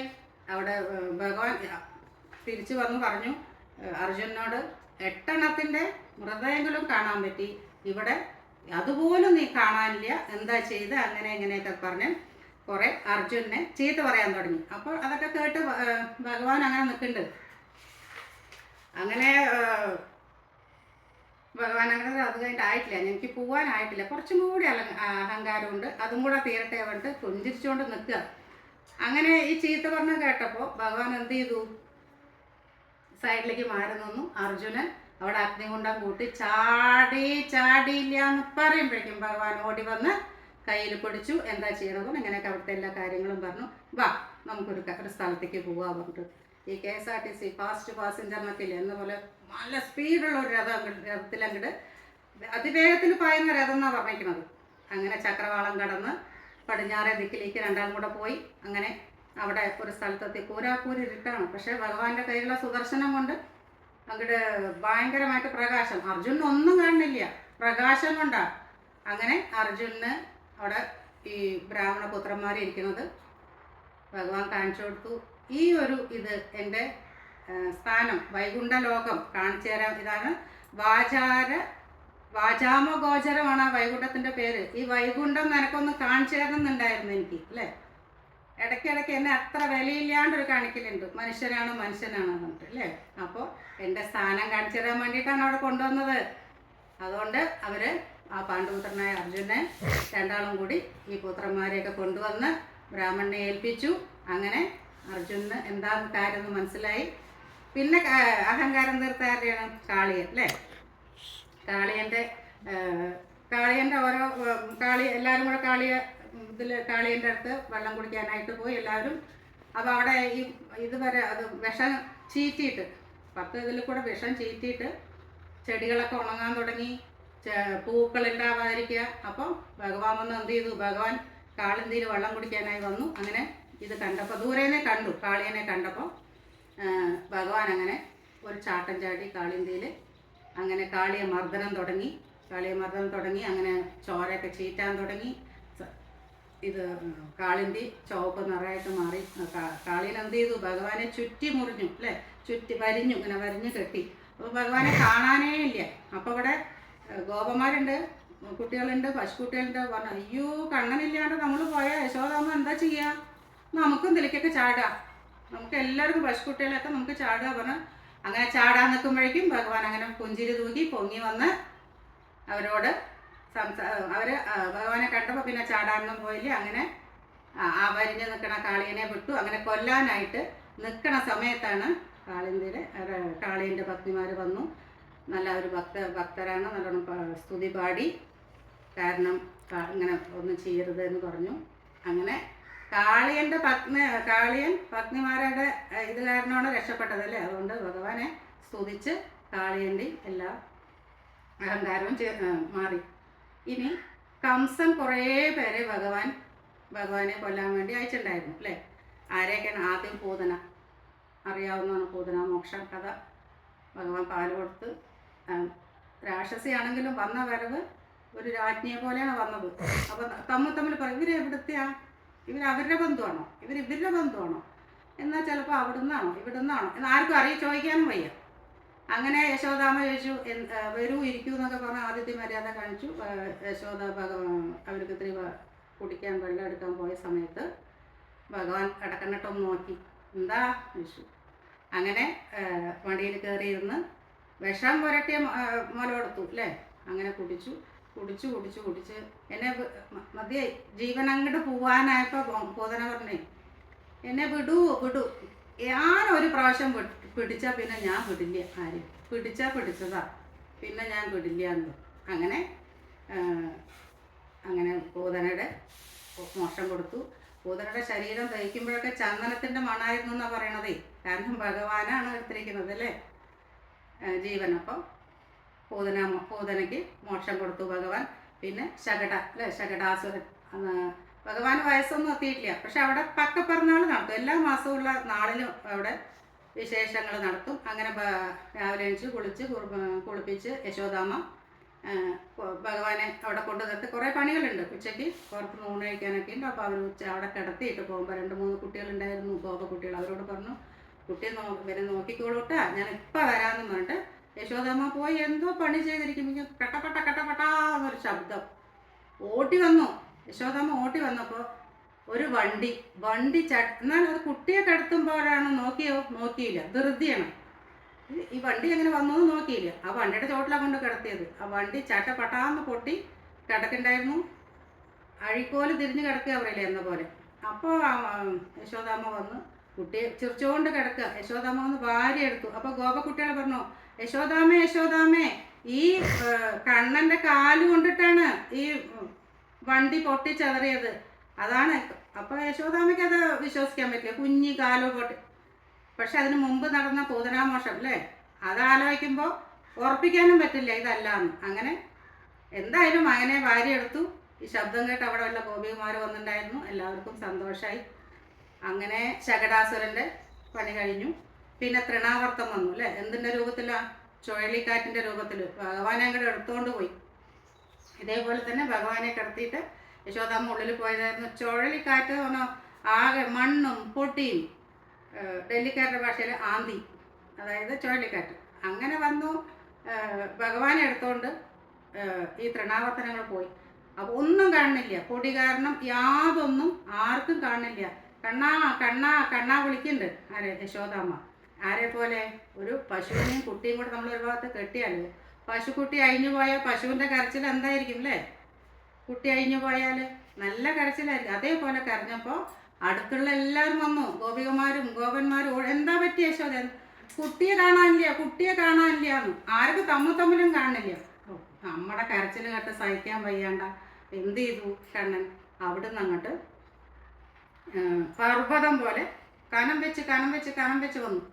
ഈ ചുഴലിക്കാറ്റിന് അനങ്ങാൻ കാറ്റ് നിശ്ചലായിട്ട് അങ്ങോട്ടും തിരിയാൻ പറ്റില്ല ഇങ്ങോട്ടും തിരിയാൻ പറ്റില്ല. അങ്ങനെ നിശ്ചല എന്നാൽ ഭഗവാനെ വിടാൻ പറ്റുമോ ഇല്ല. ഭഗവാൻ അങ്ങനെ കഴുത്തിൽ പിടിച്ചിരിക്കുന്നുണ്ട്. ആരുടെ ഈ തൃണാവർത്തൻ്റെ അങ്ങനെ തൃണാവർത്തൻ ആകെ പരവശനായി അവർ പാറപ്പുറത്താണ് വീണത് അല്ലേ. ജീവൻ പോയിട്ട് പാറപ്പുറത്ത് വീണു. അങ്ങനെ കാറ്റൊക്കെ പോയപ്പോൾ ഒന്നുമില്ല, അവിടെ ശാന്തമായിട്ട് തമ്മിലൊക്കെ കാണാൻ തുടങ്ങി. യശോദാമ്മ ഓടി വന്ന് നോക്കുമ്പോൾ തൃണാവർത്തൻ്റെ നെഞ്ചിൽ കിടന്ന് കളിക്കുക, എന്നെ എടുക്കൂ എന്നും പറഞ്ഞിട്ട്. അങ്ങനെ അമ്മ ഓടി വന്നെടുത്ത് എല്ലാവർക്കും കുറച്ചായിട്ട് അങ്ങനെ എടുക്കാൻ കൊടുത്തു. അങ്ങനെ സന്തോഷിച്ചു. ഇനി വത്സാസുരൻ ബകാസുരൻ അല്ലേ. ഒരു ദിവസം പശുക്കിടാങ്ങളുമായിട്ട് അവർ പശുവിനെയൊക്കെ മേയ്ക്കാൻ കൊണ്ടുപോകണം. എല്ലാവരും ഉണ്ട്, ഒറ്റയ്ക്ക് പോയില്ല. അങ്ങനെ കാട്ടിലൊക്കെ പോയിട്ട് യമുനാതീരത്തൊക്കെ എത്തി. ഗോവർദ്ധന പർവ്വതത്തിലൊക്കെ പോയി. അവിടെ നല്ല പുല്ലുള്ള എല്ലാം പുല്ലുണ്ട്. ഭഗവാന്റെ കാലടിയല്ലേ അവിടെ വെക്കണം. എല്ലാവരുടെയും തുമ്പും ചെടി എല്ലാം ഉണ്ട്. അങ്ങനെ പശുക്കളെയൊക്കെ വെച്ച് നടന്നു. ഈ പശുക്കളെ വെച്ച് നടക്കുമ്പോഴേ അതിൽ ഒരു പശുക്കുട്ടി കുമ്പളങ്ങ കെട്ടവെന്ന് പറയില്ലേ, എന്നെ അറിഞ്ഞിണ്ടാവൂ. അങ്ങനെ പിന്നാക്കം നോക്കുക. പിന്നെ വാലിങ്ങനെ ആട്ടുണ്ടല്ലോ. സാധാരണ പശുക്കുട്ടിയുടെ വാലാട്ടലല്ല, അവരിങ്ങനെ ശാന്തമായിട്ട് ആട്ടും. ഇതല്ല, ഒരു ഭയങ്കര ശക്തിയായിട്ട് ആട്ടി. അതുപോലെ ഒന്ന് ഇടയ്ക്കിടയ്ക്ക് തിരിഞ്ഞു നോക്ക്, എന്നെ ആർക്കും മനസ്സിലായിട്ടുണ്ടോ. അങ്ങനെ മനസ്സിലായി ഭഗവാൻ അതാരാന്ന്. അങ്ങനെ പശുക്കുട്ടി ഇതിനെ കാലും കയ്യും ഒക്കെ പിടിച്ച് ചുഴറ്റി അത് മുകളിലേക്ക് ജീവൻ പോയി. ഇതും കൂടെ ഇങ്ങനെ പിടിച്ചു. എന്നിട്ട് മേലെ ഇങ്ങനെ ചുഴറ്റിയിട്ട് വനത്തിലേക്ക് അങ്ങോട്ട് മരങ്ങളുടെ മേത്തേക്കാണ് എറിഞ്ഞത്, മുകളിലേക്ക് എറിഞ്ഞു. അപ്പം എന്തായി, പണ്ടേ അസുര ദുഷ്ടനുമാണ്, ഭയങ്കര തടിയുള്ള ആളുമാണ്. അപ്പം അതുകൊണ്ട് ഒരു മരമല്ല, അതിൻ്റെ കൂടെ പല മരങ്ങളും വീണു എന്നാണ് പറയണത്. പിന്നെ അങ്ങനെ ഒരു ദിവസം ചൂടുള്ള ഒരു സമയം കാളിന്തി തീരത്ത് പശുക്കളെയൊക്കെ കിടാങ്ങളൊക്കെ എടുത്ത് ഇതുപോലെ ഇടയ കുട്ടികളുണ്ട് എല്ലാവരും കൂടെ വെള്ളമൊക്കെ കുടിക്കാൻ അങ്ങനെ അങ്ങോട്ടും മാറി നിൽക്കുക. അപ്പോൾ കുട്ടികൾ അവിടെ കളിക്കേണ്ട ഇവിടെ. അപ്പോൾ ഭഗവാൻ അങ്ങനെ നിൽക്കുമ്പോൾ ഭഗവാന്റെ അടുത്ത് കൊറ്റിയുടെ രൂപത്തിലുള്ള സത്വം അല്ലേ അങ്ങനെ വന്ന് കൊക്കാണ്. അതെന്ത് ചെയ്തു, അതിൻ്റെ കൊക്ക് വലിയ കൊക്കാണ്. അങ്ങനെ അത് ഭഗവാനെ കൊത്താൻ വന്നു. കൊത്തിയപ്പോൾ എന്ത് ചെയ്തു, ആ കൊക്കിനെ അങ്ങനെ രണ്ടാക്കി പളർന്ന് അതിനും മോക്ഷം കൊടുത്തു. പിന്നെന്താ ഉണ്ടായത്, അഗാസുരൻ അല്ലേ. ഭഗവാൻ ഒരു ദിവസം പറഞ്ഞു കുട്ടികളോട്, നമുക്ക് നാളെ ഭക്ഷണമൊക്കെ നമുക്ക് എല്ലാവർക്കും കൂടി ഭക്ഷണം നമ്മുടെ വീട്ടിൽ നിന്ന് എടുത്തിട്ട് നമുക്ക് വനത്തിൽ പോയിട്ട് ഭക്ഷണമൊക്കെ കഴിക്കാമെന്ന് പറഞ്ഞു. അങ്ങനെ എല്ലാവരും കൂടി അങ്ങനെ കുട്ടികൾ പറഞ്ഞു, അമ്മയോട് പറഞ്ഞു ഞങ്ങൾക്കൊക്കെ ഭക്ഷണം വേണം. എല്ലാവരും വീട്ടിൽ നിന്ന് ഭക്ഷണം എടുത്തിട്ട് വന്നു. അങ്ങനെ അവിടെ ഭക്ഷണം കഴിച്ച് ഉല്ലസിച്ച് കളിച്ച് പശുക്കളെയൊക്കെ മേച്ച് നടക്കുമ്പോൾ അവിടെ അഗാസുരൻ എന്തിൻ്റെ രൂപത്തിലാണ്, പെരുമ്പാമ്പിൻ്റെ രൂപത്തിലവിടെ വഴിമുടക്കി കിടക്കുകയായിരുന്നു. ഭഗവാൻ കുറച്ച് ദൂരെയാണ്. അപ്പോൾ ഈ പാവം ഈ ഗോപന്മാരെന്താ വിചാരിച്ചെന്ന് പറയും, ഇതെന്തോ പാറയെന്ന് തോന്നുന്നു എന്ന് പറഞ്ഞ് കുട്ടികളൊക്കെ അതിനകത്ത് കയറി ശ്വാസം കിട്ടണില്ല. കൃഷ്ണ എന്ന് വിളിച്ചപ്പോൾ എല്ലാവരും അകത്തായിട്ടുണ്ട്. ഇതറിഞ്ഞു ഭഗവാൻ ഓടി വന്നു കൂട്ടുകാരെ വിഷമിച്ചപ്പോൾ. അങ്ങനെ ഭഗവാനും അതിൻ്റെ അകത്ത് ചെന്നിട്ട് ഭഗവാന്റെ ശരീരം വീർപ്പിച്ച് വലുതാക്കി അഗാസുരനെ വീർപ്പ് മുട്ടിച്ചിട്ട് കൊന്നു. അങ്ങനെ അഗാസുരനും മോക്ഷം കിട്ടി. അങ്ങനെ എനിക്ക് കിട്ടിയ ദശകം ഇതാണ് 10ാം ദശകത്തിലെ അധ്യായം 37. അവിടെ കേശി വധിക്കുന്നതും കേശി വധിച്ചുകൊണ്ട് ഭഗവാൻ എന്ത് പേര് കിട്ടി, കേശവൻ എന്ന പേര് കിട്ടി. എങ്ങനെയാണ് അവർ വന്നത്, ആകാശത്തിലൊക്കെ മേഘങ്ങളൊക്കെ ഭിന്നാക്കിയിട്ട് കുതിരയുടെ ഒരു രൂപത്തിലാണ് പറഞ്ഞല്ലേ. കർണകടോരമായ ശബ്ദം ഉണ്ടാക്കിയിട്ട് സർവ്വജനത്തെയും പേടിപ്പിച്ചു. ആ ഭഗവാനെ കാണാണ്ട് അമ്പാടിയെ തകർത്തു. അങ്ങ് കാണാനില്ലോ, കണ്ണനെ കാണാനില്ല. എവിടെ കണ്ണൻ എവിടെ ചോദിച്ചിട്ട് വന്ന് അങ്ങനെ ഭൃഗുമഹർഷി ചവിട്ടിയില്ലേ, അതുപോലെ ഞാനൊന്ന് ചവിട്ടി നോക്കട്ടെ എന്നുള്ള ഭാവത്തിലാണ് വെടി ഭഗവാന്റെ നെഞ്ചത്തോട്ട് ഈ നെഞ്ചിൽ കുതിരക്കുളമ്പടി കൊണ്ട് ചവിട്ടാൻ പോയതാ. അങ്ങനെ ഭഗവാൻ അവിടുന്ന് മാറി ആ കുളമ്പടിയിൽ ഒഴിഞ്ഞ് മാറിയിട്ട് വേഗത്തിൽ അവനെ ദൂരത്തേക്ക് വലിച്ചെറിഞ്ഞു. പക്ഷെ അവൻ മരിച്ചില്ല, പക്ഷെ ബോധം കെട്ടു. പിന്നെ പെട്ടെന്ന് ആ കോപത്തിൻ്റെ ഇതിൽ അവന് വീണ്ടും കോപം വന്നു, അല്ല ബോധം വന്നു. ഭഗവാനെ കൊല്ലാനായിട്ട് വന്നു. ഭഗവാൻ എന്താ ചെയ്തത്? ഭഗവാന്റെ കൈ ഈ കേശിയുടെ വായിൻ്റെ അടുത്തേക്ക്, കുതിരയുടെ വായിൻ്റെ അടുത്തേക്ക് വെച്ചു കൊടുത്തു. എന്നിട്ട് രണ്ട് കാര്യങ്ങൾ ചെയ്തു. കൈയിനെ ഒരുപാട് വലുതാക്കുകയും ചെയ്തു. ലോഹം ഇരുമ്പ് പോലെ പഴുപ്പിച്ചു, ചൂട്. അപ്പോൾ എന്തായിരിക്കും കേശിയുടെ ചുണ്ടൊക്കെ അങ്ങനെ പോയി. അങ്ങനെ ഭഗവാൻ കൈ വലുതാക്കി പുറത്തേക്ക് എടുക്കാനും പറ്റാതായി, ശ്വാസം കിട്ടിയിട്ട് അങ്ങനെ മലമൂത്ര വിസർജനം നടത്തിയിട്ടാണ് അത് താഴേക്ക് മരിച്ചു വീണത്. വെള്ളരിക്ക പൊട്ടും പോലെ പൊട്ടിയെന്നാണ് പറയുന്നത്. അപ്പോൾ വേഗം ഭഗവാൻ കൈ എടുത്തു. അങ്ങനെ കേശിയെ വധിച്ചുകൊണ്ട് ഭഗവാന് കേശവൻ എന്ന പേര് വന്നു. ഇനി വ്യോമൻ, ഇതെന്ത് ചെയ്തു? അസുരൻ വലിയൊരു മായാവിയായിരുന്നു. മയൻ്റെ പുത്രനായ വ്യോമനാണ് അടുത്തത്. അപ്പോൾ ഇവർ ഗോപന്മാരോടുകൂടി കളിക്കുകയായിരുന്നു. കളിക്കുമ്പോൾ കളി പലതരത്തിലാണ്. ചിലവർ കള്ളന്മാരാവും, ചിലവർ പശുപാലകരായിരിക്കും. അങ്ങനെ അതിനിടയിൽ ഒരു മായാവിയായ വ്യോമാസുരൻ ഗോപൻ്റെ വേഷം എടുത്തിട്ട് ഗോപന്മാരെല്ലാം, അതായത് ചിലവർ ആടുപോലെ ആയിട്ടുണ്ട്, അവരെയൊക്കെ കൊണ്ടുപോയിട്ട് ഒരു പർവ്വതത്തിൻ്റെ ഗുഹയിലിട്ട് കല്ലെടുത്ത് അടച്ചു. ഇവൻ്റെ ഈ പ്രവൃത്തി മനസ്സിലാക്കിയിട്ട് എന്ത് ചെയ്തു ഭഗവാൻ? ഗോപന്മാരെ പിടിച്ചുകൊണ്ടുപോയ അവനെ ചെന്നായ സിംഹത്തിനെ കയറുന്ന പോലെയാണ് ബലാൽ പിടിച്ചുകൊണ്ട് വന്നു. ബലവാനായവനെ പർവ്വത തുല്യമായ തൻ്റെ ഘോരമായ രൂപമെടുത്തു. എന്നിട്ട് മോചിപ്പിക്കുവാൻ ആഗ്രഹിച്ചു. പൊടഞ്ഞു, ഭയങ്കര പർവ്വതം പോലെയായി ഭഗവാൻ. എന്നിട്ട് അങ്ങോട്ട് കെട്ടിപ്പിടിച്ചു എന്നാ. പൊടയാൻ നോക്കി പറ്റിയില്ല, പരവശനായ. അങ്ങനെ ആ പിടുത്തത്തിൽ പരവശനായി. അങ്ങനെ ഗുഹയുടെ അവനെ മരണത്തിൽ കീഴടങ്ങി. അങ്ങനെ ഗുഹയുടെ അടപ്പൊക്കെ പൊളിച്ച് ഗോപന്മാരെയൊക്കെ അവിടുന്ന് രക്ഷിച്ച് അങ്ങനെ ഭഗവാനും ഗോപന്മാരും എല്ലാവരും കൂടി തിരിച്ച് ഗോകുലത്തിലെത്തി. അപ്പോൾ ദേവന്മാരും സ്തുതി പാടി എല്ലാവരും പുഷ്പവർഷം നടന്നു. അങ്ങനെ ഇരിക്കെ നമ്മൾ ഇതൊക്കെ കഴിഞ്ഞപ്പോൾ ആര് വന്നു? നാരദ മഹർഷി അവിടെ എത്തി. നാരദ മഹർഷി പറഞ്ഞു, ഭഗവാനെ ഞാനിതൊക്കെ അറിഞ്ഞു. എന്താ പറഞ്ഞ? എന്തൊക്കെയാണ് വിളിച്ചത്? കൃഷ്ണ കൃഷ്ണ, അപ്രമേയാത്മൻ, യോഗേശ്വര, ജഗദീശ്വര, വാസുദേവ, അഖിലാവാസ, സ്വാതപ്രവര, പ്രഭു, ഇതൊക്കെ വിളിച്ചിട്ടാണ് പറഞ്ഞ. വിറകുകളുടെ ഉള്ളിൽ അഗ്നി, അല്ലേ? അഗ്നി എന്ന പോലെയാണ് ഭഗവാനുള്ളത്. എന്തായാലും ഈ ഒരു അസുരന്മാരെയൊക്കെ കൊന്ന് എല്ലാവർക്കും മോക്ഷം കൊടുത്തു. അങ്ങനെ ഇനിയും ഞാൻ ഇത് മാത്രമല്ല, ഇനി എന്തെല്ലാം കാണാൻ കിടക്കുന്നുണ്ടല്ലേ? എന്താണ് കാണാൻ കിടക്കണത്? ചാണുമുഷ്ടിയന്മാരെ അവരെ കൊല്ലണത്, കുവലയാള പീഠത്തിനെ കൊന്നത്, കംസൻ മുതലായ കൊന്നത് കാണും. അതിനുശേഷം പഞ്ചനന, യവനൻ, മുരൻ, നരകം മുതലായ പദത്തെ ദർശിക്കും. പാരിജാത അപകരണം കേൾക്കും, ഇന്ദ്രപരാജയം കാണും, അല്ലേ? ഇതൊക്കെ പറഞ്ഞ നേരത്തെ തന്നെ മുൻകൂട്ടി കണ്ടിട്ടാണ് ഇതെല്ലാം ഇനി ഈ അവതാരത്തിൽ നടക്കാനുള്ളതാണ്, അല്ലേ? പൂർണ്ണാവതാരമാണ്. നാരദൻ പറഞ്ഞു ഇതൊക്കെ കാണുന്നു. നമ്മളും അല്ലേ ഇതിൽ നമ്മുടെ സപ്താഹവേദിയിൽ ഓരോ ആചാര്യന്മാരുടെ വായിന്ന് ഇങ്ങനെ കേട്ടിട്ടുണ്ട് ഓരോ കഥകളും. അങ്ങനെ അവിടെ അക്രൂരം വന്നു. പാലകീഴ കഴിഞ്ഞു. അക്രൂരം എന്തിനാ വന്നെന്നറിയും? കംസൻ പറഞ്ഞയച്ചിട്ട് വന്നാണ്. അങ്ങനെ അങ്ങനെ അങ്ങോട്ട് പോവാൻ, മധുരാപുരിയിലേക്ക് പോകാനായിട്ട് റെഡിയായി നിന്നു. അപ്പോൾ അക്രൂരനൊന്നും അല്ല, ഇത് ക്രൂരൻ എന്നാണ് പറഞ്ഞത്. ഗോപികമാരെ ഭഗവാനെ കൊണ്ടുപോകാൻ വന്നല്ലേ. ആരാ എന്നവർക്ക് അക്രൂരൻ എന്ന് പേരിട്ട്? അക്രൂരനല്ല, ക്രൂരനാണ്. ഞങ്ങളുടെ അടുത്ത് നിന്ന് ഭഗവാനെ കൊണ്ടുപോകണം അങ്ങനെ പറഞ്ഞു. പക്ഷേ അങ്ങനെ കൃഷ്ണൻ ഗോപന്മാരോടും കൂടി ഏട്ടനോടും കൂടി മധുരയ്ക്ക് പുറപ്പെട്ടു.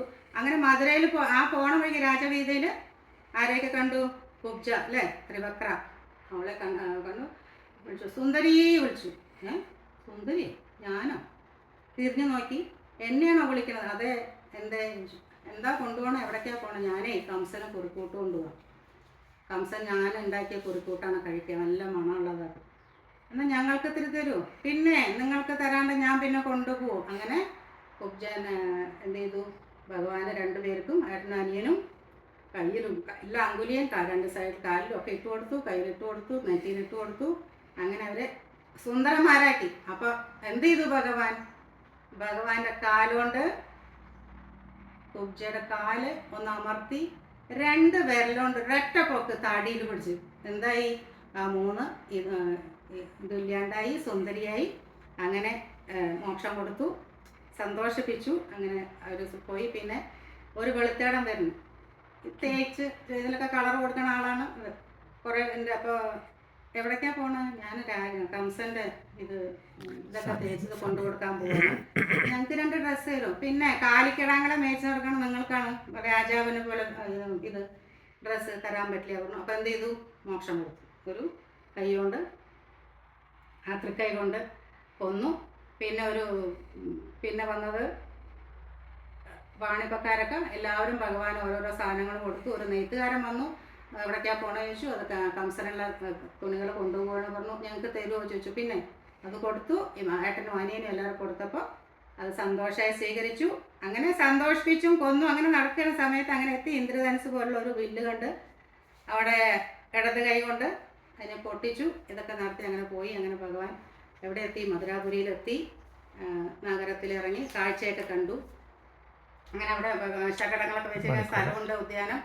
അങ്ങനെ അവിടെ കംസൻ മല്ലയുദ്ധത്തിനൊക്കെ ഒരുങ്ങി നിൽക്കുന്ന സ്ഥലം അത്. പിന്നെ ആ ഭാഗമാണ്. സ്ഥലം അലങ്കരിച്ചു. മംഗള ഇതോ കൊട്ടും വാദ്യം ഒക്കെ ഉണ്ടായിരുന്നു. കംസൻ മാത്രം അതിൽ വിഷാദമായിട്ടിരുന്നു. അവിടെ ആരൊക്കെ വന്നു? ചാണൂരൻ, മുഷ്ടികൻ, കൂടൻ, ശലൻ, തോശലൻ, അങ്ങനെ അവരെല്ലാവരും എത്തി. യുദ്ധരംഗത്തേക്ക് എത്തി.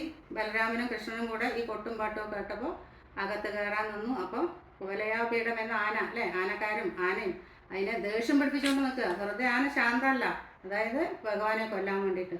അങ്ങനെ ഭഗവാന്റെ അടുത്തേക്ക് ഓടി വന്നു. പക്ഷെ ഭഗവാൻ അങ്ങോട്ട് ഓടിയിട്ടും വാലിൽ പിടിച്ചിട്ടും പറഞ്ഞിട്ട് അവന് പിടികൊടുത്തില്ല. ഒടുവ് ഭഗവാന്റെ അടുത്തേക്ക് വാങ്ങി വന്നപ്പോൾ ആ ഭഗവാൻ ഇതിനെ ആനയുടെ കൊമ്പ് തന്നെ ഊരി അതുകൊണ്ട് തന്നെ ആനയെ കൊന്നു. അങ്ങനെ അവർക്ക് മല്ലന്മാർക്ക് ഇടിമിന്നലായിട്ട് അല്ലേ, സാധാരണക്കാർക്ക് ഉത്തമ പുരുഷനാണ്, ഗോപന്മാർക്ക് സ്വജനമാണ്, ദുഷ്ടന്മാർക്ക് ശാസിതാവാണ്, മാതാപിതാക്കൾക്ക് മക്കളാണ്, കംസന് അന്തകനാണ്, യാദവന്മാർക്ക് പരദേവതയാണ്. ഇതൊക്കെയാണ് ഭഗവാൻ ചെയ്തത്. നേരത്തെ അങ്ങനെ വേറെ ആയുധങ്ങളൊന്നുമില്ല, ഇതും കൊണ്ടാണ് പോണത്. ഈ ചോരയൊക്കെ ആയിട്ടുള്ള ആനക്കൊമ്പും കൊണ്ട് അകത്ത് പോയി. അങ്ങനെ കംസൻ്റെ അടുത്തെത്തി. കംസനാണെങ്കിൽ ആകെ പേടിച്ച് പറഞ്ഞു, അവിടെ നന്ദഗോപരെ കുറിച്ച് കേട്ടു, ഇവരെ പുറത്താക്കൂ. അങ്ങനെ ഓരോരോ ഇത് പറഞ്ഞപ്പോൾ ഭഗവാന് ശരി ഇന്ന സമയമെന്നും പറഞ്ഞ് ഓടി വന്ന് കംസനെ വധിച്ചു. ഭഗവാൻ ഇതൊക്കെ കേട്ടപ്പോൾ കംസനെ അതുകൊണ്ട് തന്നെ വധിച്ചു. മാറത്ത് കയറി ഇടിച്ചു എന്നൊക്കെയാണ് പറയുന്നത്. എങ്ങനെ സിംഹം ആനയെ പോലെയാണ് അല്ലേ വലിച്ചു കഴിച്ചു. പക്ഷേ മാറിലിരുന്നുകൊണ്ട് ഇടിച്ചു. അങ്ങനെ മോക്ഷം കൊടുത്തു. പക്ഷെ എപ്പോഴും ഭഗവത് സ്വരൂപണകത്ത് കംസൻ്റെ അല്ലേ, അയ്യോ പറഞ്ഞിട്ട്. അപ്പോൾ ഭഗവാൻ കംസന് ഭഗവത്പാദം തന്നെ അർപ്പിച്ചു. പിന്നെ നമ്മൾ അങ്ങനെയൊക്കെ പിന്നെ ഒരുപാട് കാര്യങ്ങൾ ഈ പൂർണ്ണാവതാരത്തിൽ ഭഗവാൻ എടുത്തു. ഒരു സ്വർഗാരോഹത്തിനെ പറ്റി പറയുന്നുണ്ടല്ലേ. പക്ഷെ ഇന്ന് നമ്മുടെ ആചാര്യൻ പറഞ്ഞ പോലെ അങ്ങനെയൊന്നും ഇല്ല. ഒരു ചെറിയൊരു ഇത്. അപ്പോൾ എല്ലാവരും പറഞ്ഞു അയ്യോ ഭഗവാനെ ഇല്ല. അപ്പോൾ അവർ ചോദിച്ചു, ഞങ്ങൾ ഈ കലികാലത്ത് എന്താ ചെയ്യുക? കലികാലമാണ് ഇനി വരണം. നമ്മൾ പറയാറില്ലേ, കലി മൂത്തിട്ടേ പറയും അല്ലേ ഓരോന്ന് കാണുമ്പോൾ. അങ്ങനെ കലികാലമാണോ വരണേ? ഒന്നും ചെയ്യണ്ട. ഞാൻ പ്രത്യക്ഷ കൃഷ്ണയേവകി. ഞാൻ എവിടെയാണ് ലയിക്കുന്നത്? ഈ ഭാഗവതത്തിലല്ലേ. അപ്പോൾ നമ്മൾ എന്ത് ചെയ്യുക? ഈ ഭാഗവതത്തിനെ നമ്മൾ മുറുക്കെ പിടിക്കുക. കാലം നോക്കണ്ട, ദേശം നോക്കണ്ട, ഭാഷ നോക്കണ്ട. അതിനെ മുറുക്കെ പിടിച്ച് ഏതു നേരവും അത് വായിച്ച് അതിൻ്റെ തത്വങ്ങളെ മനസ്സിലാക്കി അതനുസരിച്ച് ജീവിക്കുക. അതും കൂടെ വേണം, വെറുതെ വായിച്ചിട്ട് കാര്യമില്ല. അപ്പോൾ ഭഗവാൻ അങ്ങനെ പ്രത്യക്ഷ കൃഷ്ണ ഏവഹി അങ്ങനെ ഇതിലങ്ങനെ ലയിച്ചിട്ടുണ്ട്. അപ്പോൾ എനിക്ക് ഇത്രയൊക്കെ പറയാൻ അറിയുള്ളൂ. അപ്പോൾ ഇതെല്ലാം ഞാൻ ശ്രീ ഗുരുവായൂരപ്പൻ്റെ പാദങ്ങളിൽ അർപ്പിക്കുന്നു. അപ്പോൾ ഇതൊക്കെ ക്ഷമയോട് കേട്ടിരുന്ന എല്ലാവരോടും എനിക്ക് വളരെ സന്തോഷം, വളരെ സ്നേഹമാണുള്ളത്. പിന്നെ എല്ലാം എനിക്ക് ഇത്രയൊക്കെ എനിക്ക് പറയാൻ പറ്റും. തന്നെ ഞാൻ പറഞ്ഞതാണോ എന്ന് എനിക്ക് അറിയുന്നില്ല. അപ്പോൾ 2 ശ്ലോകം അതോടുകൂടി ഞാൻ ഇതെല്ലാം ഭഗവത് പാദത്തിൽ അർപ്പിക്കുന്നു.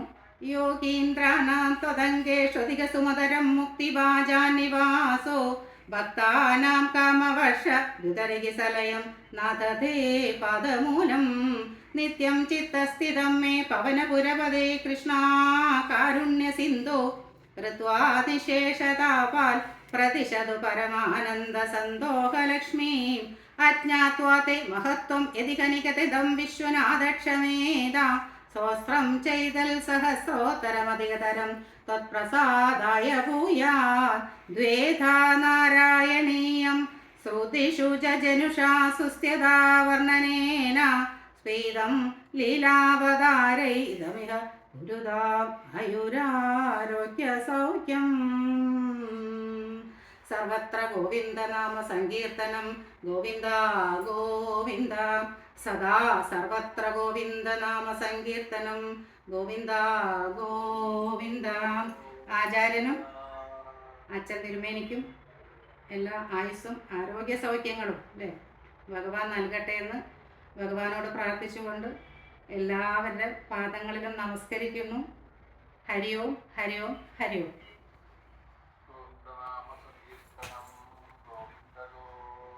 56 മിനിറ്റ്.